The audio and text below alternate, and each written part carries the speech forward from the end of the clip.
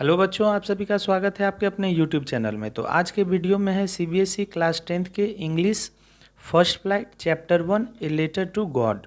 A letter to God को GL Fuentes Mexican उपन्यासकार, कवि और पत्रकार ने लिखा है। कहानी विश्वास की शक्ति के बारे में है। यह कहानी है लेंचो की और ईश्वर में उसके अटल विश्वास की। कहानी तब शुरू होती है जब लेंचो की फसल नष्ट हो जाती है। अब उसके जीवित रहने की एकमात्र आशा ईश्वर है, इसलिए वह भगवान को एक पत्र लिखता है और मदद मांगता है।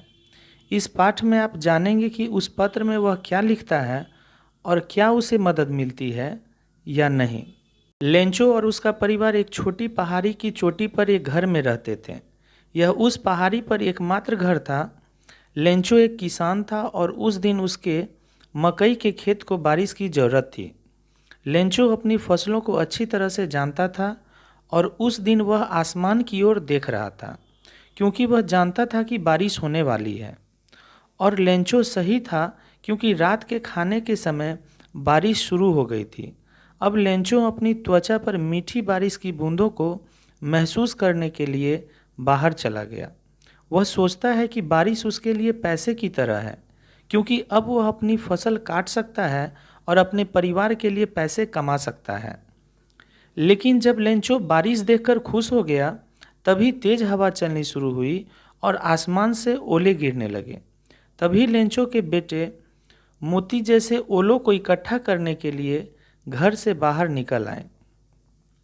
अब लेंचो की इच्छा थी कि बारिश रुक जाए, लेकिन एक और घंटे तक बारिश हुई। जब तक बारिश खत्म हुई, तब तक पूरे खेत नष्ट हो चुका था और ऐसा लग रहा था कि जैसे सारी फसल ओलों की वजह से नमक से ढक गई हो। अब लेंचो बहुत दुखी था और उसने मैदान में खड़े होकर अपने बेटे को बताया कि टिड्डियां भी खेत को इतना नुकसान नहीं पहुंचाती। अब उस रात हर कोई बहुत दुखी था, क्योंकि उन्हें पता था कि उस साल उनके पास कोई फसल नहीं होगी और उन्हें भूखा रहना होगा। लेकिन इस सब के बाद भी उनकी एक उम्मीद बची थी और वह थे ईश्वर। पूरे परिवार का मानना था कि भगवान कभी किसी को भूखा नहीं मरने देंगे। लेंचो जानता था कि भगवान सब कुछ देखता है और उन्हें पता है कि हर किसी के दिमाग में क्या है। लेंचो भगवान को एक पत्र लिखता है। भले ही वह एक किसान था, लेकिन लेंचो लिखना जानता था। अगले रविवार की सुबह उसने भगवान को एक पत्र लिखना शुरू किया।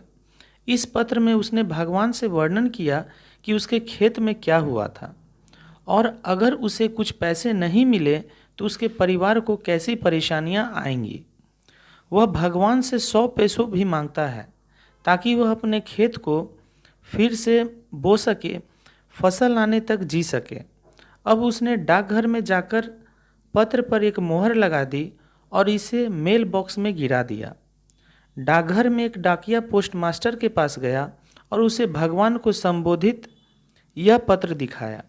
डाकिया जोर से हंस रहा था, क्योंकि उसने आज तक ऐसा कुछ नहीं देखा था।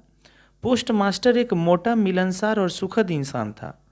इस पत्र को देखने के बाद वह भी हंसने लगा, लेकिन वह तुरंत रुक गया और सोचने लगा कि इस आदमी को भगवान पर इतना विश्वास है कि वह उन्हें एक पत्र भेज रहा है। पोस्टमास्टर यह भी चाहता है कि उसे उस आदमी के जैसा अद्भुत विश्वास मिले। लेंचो को अपने पत्र का जवाब मिलता है।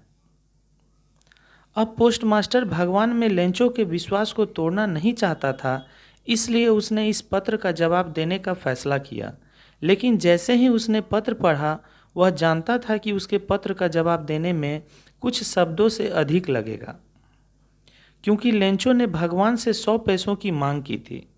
लेकिन पोस्टमास्टर ने अब पत्र का जवाब देने का मन बना लिया था, इसलिए उसने अपने कुछ कर्मचारियों से पैसे मांगे। उसने अपने वेतन के एक हिस्सा दिया और अपने दोस्तों से भी दान पुण्य के नाम पर पैसा देने के लिए कहा। उसने वह सब कुछ किया जो वह कर सकता था, लेकिन केवल 70 पैसों ही जुटा सका। उसने पैसों को एक लिफाफे में रखा और उस पर हस्ताक्षर के रूप में केवल एक शब्द गॉड लिखकर लेंचो को संबोधित किया। अगले रविवार लेंचो ने डाकघर जाकर पूछा कि क्या उसके लिए कोई पत्र आया है। पोस्टमैन ने खुद उसे पत्र सौंपा, जबकि पोस्टमास्टर अपने कार्यालय से देख रहे थे। पोस्टमास्टर बहुत अच्छा महसूस कर रहा था, क्योंकि वह जानता था कि उसने एक महान कार्य किया है।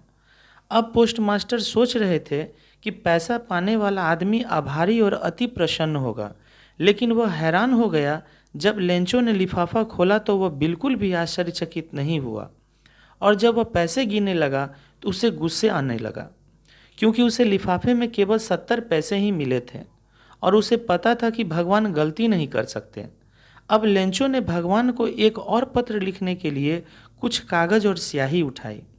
पत्र पूरा करने के बाद उसने इसे मेल बॉक्स में गिरा दिया। अब पोस्टमास्टर ने जाकर पत्र खोला। पत्र में लेंचो ने बाकी पैसे भगवान से मांगे।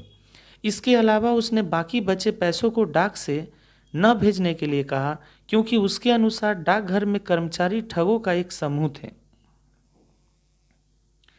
कंक्लूजन यानी निष्कर्ष। ए लेटर टू गॉड का मुख्य विषय है कि कैसे विश्वास पहाड़ों को भी हिला सकता है। अध्याय में हम विश्वास की शक्ति को देख सकते हैं और भगवान रहस्यमय तरीके से कैसे मदद करते हैं। जब लेंचो का पूरा खेत ओलावृष्टि से नष्ट हो जाता है तब भी लेंचो उम्मीद नहीं खोता है। कहानी की विडंबना यह है कि पोस्टमास्टर ने उम्मीद की थी कि जब लेंचो पैसे प्राप्त करेगा तो वह आभारी और खुश होगा, लेकिन जब लेंचो ने पैसे गिने तो उसे गुस्सा आ गया। लेंचो ने 100 पैसे मांगे, लेकिन उसे केवल 70 पैसे मिले, जिससे वह गुस्सा हो गया।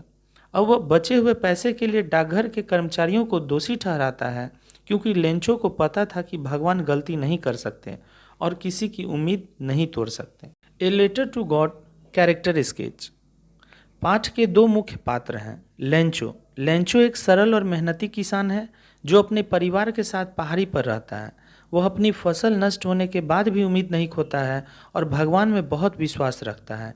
इसलिए लेंचो ने भगवान से मदद मांगने के लिए एक पत्र लिखने का फैसला किया। उसे ईश्वर पर अटूट विश्वास है और इसलिए जब वह ईश्वर से उत्तर प्राप्त करता है तो वह आश्चर्यचकित नहीं होता है। दूसरा, पोस्टमास्टर एक खुशनुमा और बहुत ही मिलनसार स्वभाव का व्यक्ति है। वह बहुत सहायक है और इसलिए वह लेंचो के लिए पैसों की व्यवस्था करने का फैसला करता है। वह भगवान में लेंचो की आस्था से बहुत प्रभावित है और वह चाहता है कि उसमें भी लेंचो जैसा विश्वास और आस्था हो। वह अपने दिमाग को तभी भी नहीं बदलता जब उसे पता चलता है कि उसे पत्र का जवाब देने के लिए स्याही और कागज के कुछ बहुत अधिक चाहिए, क्योंकि लेंचो ने भगवान से 100 पैसों की मांग करी थी।